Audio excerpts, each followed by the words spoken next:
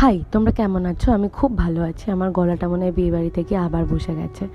তো মিষ্টি দিয়ে একটু পেট পুজো হচ্ছিল। আমি মিষ্টির অত ভক্ত নই, কিন্তু বাঙালিদের মিষ্টি একটা ইমোশন হয়, সেটা আমি নিজেকে দিয়ে এখন বুঝতে পারছি। তো আমরা তার পরের দিন যদিও ব্যাক করেছি, তো তার পরের দিন আমরা দীঘাতে গেছিলাম, মানে বৌভাতের পরের দিন। তো তার পরের দিন মানে বৌভাতের পরের দিন আমি ফিরছিলাম বাড়িতে, কারণ আমার একটা ইম্পর্টেন্ট কাজ ছিল। ভোরই বেরিয়ে গেছিলাম ট্রলি ফলি প্যাক ট্যাক করে। আহা কী ঘুম পেয়েছে! ভোরবেলা একদম ভালো লাগে না উঠতে, আমার বিশ্বাস করো।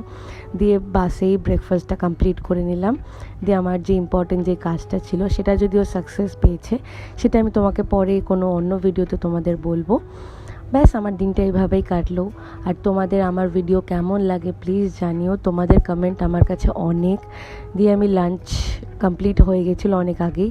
ডিনার সারলাম বিরিয়ানি দিয়ে, আমার বিরিয়ানিটা একটু বেশি ভালো লাগে। যাই হোক, টাটা।